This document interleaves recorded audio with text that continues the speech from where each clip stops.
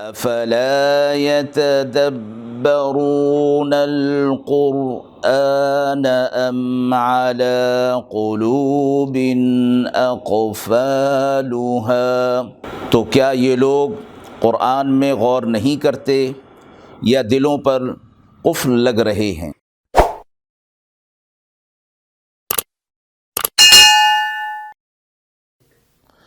بسم اللہ الرحمن الرحیم۔ السلام علیکم ورحمۃ اللہ۔ ناظرین کرام، درس قرآن کے اس سلسلے میں الحمدللہ سورۃ البقرہ مکمل ہوئی۔ اس حوالے سے بہتر معلوم ہوا کہ سورۃ البقرہ کا خلاصہ جو اس میں احکامات بیان ہوئے ہیں اس کا خلاصہ پیش کر دیا جائے۔ سورۃ البقرہ قرآن مجید کی سب سے طویل ترین صورت ہے اور یہ صورت مدنی ہے، جیسے کہ قرآن مجید کی صورتوں کی تقسیم دو حوالے سے ہے، ایک مدنی صورتیں، ایک مکی صورتیں۔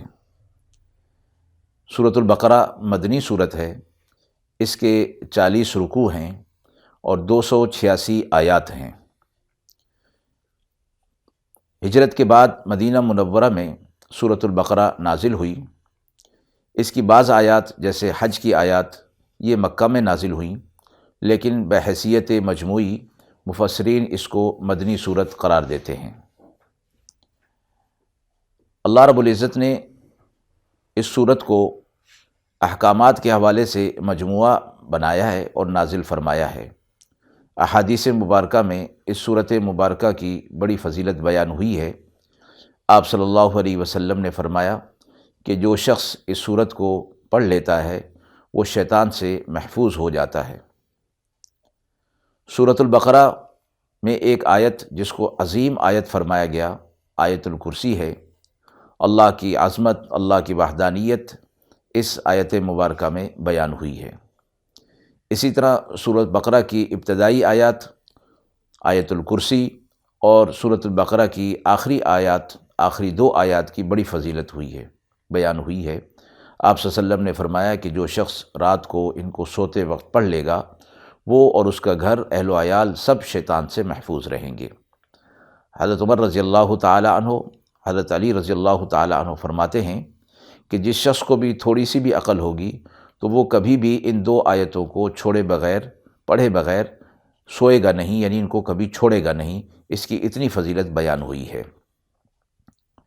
سورۃ البقرہ کی آخری 2 آیات آمن الرسول بما انزل الیہ من ربہ والمؤمنون سے آخر تک اللہ رب العزت نے ان آیات کو زمین پر نازل نہیں فرمایا، بلکہ آپ صلی اللہ علیہ وسلم جب معراج پر تشریف لے گئے تو وہاں آپ صلی اللہ علیہ وسلم کو عرش عظیم کے قریب یہ 2 آیات عنایت فرمائی گئیں۔ پھر آپ صلی اللہ علیہ وسلم نے فرمایا اللہ رب العزت نے مجھے سورۃ البقرہ کی آخری 2 آیات عرش کے خزانوں میں سے مجھے عطا فرمائی ہیں، تو اس لیے اس کی بڑی فضیلت ہے۔ سورۃ مبارکہ کی ابتدا، سورۃ مبارکہ کا نام البقرہ ہے اور اس میں ایک واقعہ بنی اسرائیل کے حوالے سے گائے کا واقعہ بیان ہوا ہے، اس حوالے سے اس کا نام البقرہ رکھا گیا ہے۔ سورۃ البقرہ کی اس ابتدائی آیات جو ہے وہ الف لام میم الگ الگ حروف پر مبنی ہے، جیسے کہ قرآن مجید کی بعض صورتوں کی ابتدا میں یہ حروف آئے ہیں۔ ان کو حروف مقطعات کہا جاتا ہے۔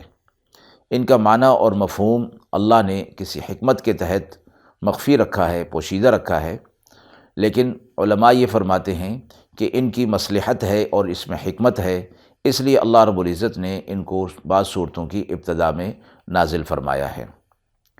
آگے فرمایا ذالک الکتاب لا ریب فیہ، یہ وہ کتاب ہے جس میں شک اور شبے کی گنجائش نہیں، یعنی یہ وہ کتاب ہے جو سورہ فاتحہ میں اہدنا الصراط المستقیم کی دعا کی گئی تھی، اس کے جواب میں یہ کتاب اللہ رب العزت کی طرف سے عنایت فرمائی گئی، اور یہ فرمایا کہ پڑھنے والا، قاری اور اس پر غور و فکر کرنے والا جب آگے کسی مقام پر پہنچے گا تو اس کے احکامات اور اس کی چیزوں کو اپنی عقل کی کسوٹی پر پرکھنا نہ شروع کر دے کہ کہیں ایسا نہ ہو کہ عقل اسے دھوکہ دے، پھر وہاں وہ شک اور شبے کے اندر پڑ جائے۔ اس لیے ابتدا میں فرما دیا گیا کہ یہ وہ کتاب ہے جس میں شک اور شبہ کی گنجائش ہی نہیں ہے۔ ہدایت ایک کتاب ہدایت ہے، متقی لوگوں کے لیے بھی، غیر متقی لوگوں کے لیے بھی۔ قرآن کا پیغام پوری انسانیت کے لیے ہے۔ غیر متقی اس حوالے سے کہ جب تک وہ اس پر آ نہیں جاتے، ہدایت ان کو نہیں ملے گی، تو قرآن کا پیغام ھذا بلاغ للناس ہے۔ قرآن ساری انسانیت کے لیے آیا۔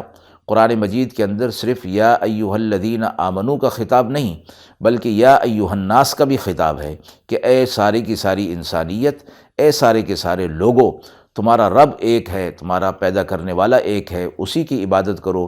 بار بار اس کو انسانیت کے حوالے سے بھی خطاب فرمایا گیا ہے۔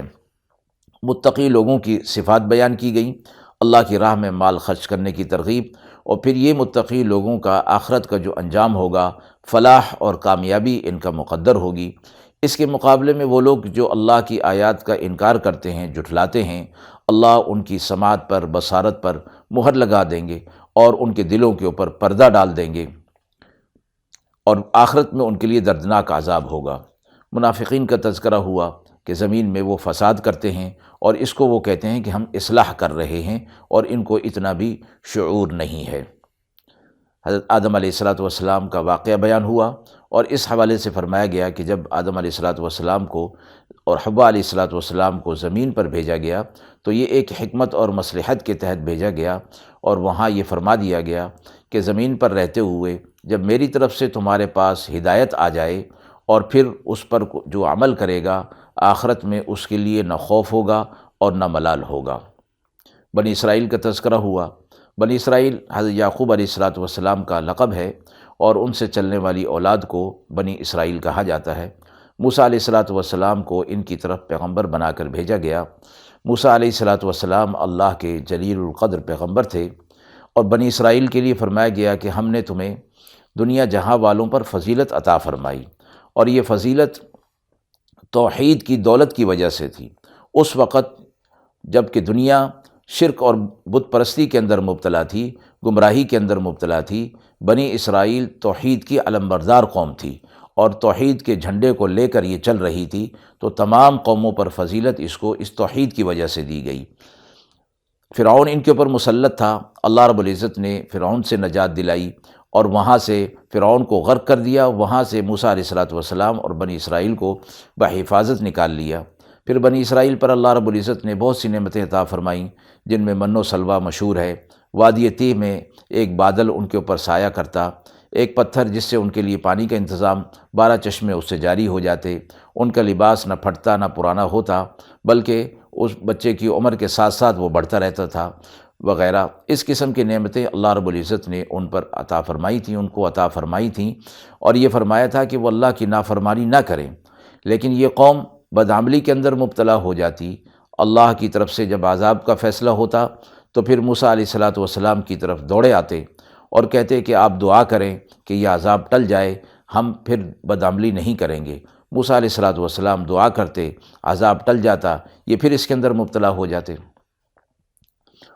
سلیمان علیہ السلام کے حوالے سے فرمایا گیا کہ اس زمانے میں ہاروت اور ماروت 2 فرشتوں کو اللہ رب العزت نے نازل فرمایا تھا کہ سحر سیکھنے کا رواج ہو گیا تھا، اور ان لوگوں کو سمجھانے کے لیے، باز رکھنے کے لیے ان 2 فرشتوں کو انسانی شکل میں نازل کیا گیا تھا۔ تو انہوں نے اپنا کام کیا، تو اس حوالے سحر کے حوالے سے فرمایا گیا کہ یہ بڑا کام اس کے ذریعے سے یہ ہوتا، زوجین میں تفریق ڈال دینا، کہ یہ جس سے گھرانے کے گھرانے تباہ ہو جائیں اور عداوت کا سلسلہ نسل در نسل شروع ہو جائے۔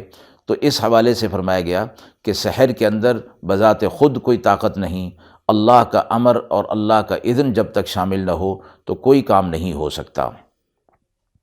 ایمان والوں کو فرمایا گیا کہ اللہ کی اطاعت کریں، اللہ کے رسول صلی اللہ علیہ وسلم کی اطاعت کریں، اور ایسے کلمات اپنی زبان سے ادا نہ کریں کہ جو اخلاق کے، ادب کے خلاف ہوں۔ کفار الفاظ کی ادائیگی میں اس طرح حیلے بہانے سے کام لیتے تھے جس کے اندر بے ادبی کا پہلو پایا جاتا تھا۔ اس لیے آپ صلی اللہ علیہ وسلم کے پاس جو حضرات صحابہ اکرام تشریف لاتے تھے، ان سے فرمایا گیا کہ آپ صلی اللہ علیہ وسلم کو خطاب کرتے ہوئے، مخاطب کرتے ہوئے الفاظ کا دھیان رکھیں کہ بے ادبی کا شائبہ بھی اس کے اندر نہیں ہونا چاہیے۔ نماز کو قائم کرنا، زکوٰۃ کو ادا کرنے کے بارے فرمایا گیا کہ اس کا امر لازمی رکھا جائے کہ یہ اللہ کی طرف سے دو عظیم الشان احکامات ہیں، ان کو پورا کیا جائے۔ ابراہیم علیہ السلام کا واقعہ بیان ہوا کہ انہوں نے دعا کی کہ اے اللہ، اس شہر کے رہنے والوں کو امن و امان عطا فرما اور یہاں کے رہنے والوں کو پھلوں سے نواز دے۔ ابراہیم علیہ السلام، اسماعیل علیہ السلام نے جب بیت اللہ کی تعمیر مکمل کر لی تو اللہ رب العزت سے دعا کی کہ اے ہمارے رب، ہم سے اس کام کو قبول فرما، بے شک تو سننے والا اور جاننے والا ہے۔ آپ صلی اللہ علیہ وسلم کے مبعوث ہونے کے لیے دعا فرمائی کہ اے ہمارے رب، ان کے درمیان ایک رسول کو مبعوث فرما جو تیری آیات کی تلاوت کرے، کتاب اور حکمت کی تعلیم دے اور ان کا تزکیہ کرے۔ صحابہ کرام رضوان اللہ تعالی علیہم اجمعین کو ایمان کا معیار فرمایا گیا کہ یہ ایمان کا معیار ہیں، جب تک کہ لوگ ان کے ایمان جیسا ایمان نہیں لائیں گے وہ ہدایت پر نہیں آ سکتے۔ اس امت محمدی صلی اللہ علیہ وسلم کی تعریف فرمائی گئی، توصیف فرمائی گئی کہ یہ امت معتدل ہے، امت وسط ہے۔ ان کے احکامات میں ان کو جو احکامات دیے گئے وہ افراط و تفریط سے پاک ہیں۔ تحویل قبلے کی تبدیلی کا حکم بھی نازل ہوا۔ پارہ نمبر 2 کی ابتدائی آیات کے اندر بنی اسرائیل کا قبلہ بیت المقدس تھا۔ آپ صلی اللہ علیہ وسلم کے دل میں یہ بات تھی کہ میرے جد امجد حضرت ابراہیم علیہ السلام نے جس بیت اللہ کو تعمیر کیا تھا، مسلمانوں کے لیے، میری امت کے لیے یہ قبلہ ہو۔ دل میں بات تھی، زبان مبارک پر یہ بات نہیں آئی تھی۔ اللہ رب العزت دلوں کا حال جانتے ہیں۔ آپ صلی اللہ علیہ وسلم سے فرمایا کہ ہم آپ کا چہرہ بار بار آسمان کی طرف اٹھنا دیکھ رہے ہیں، لیجئے ہم نے آپ کے لیے وہ قبلہ کر دیا جس کو آپ پسند فرماتے ہیں۔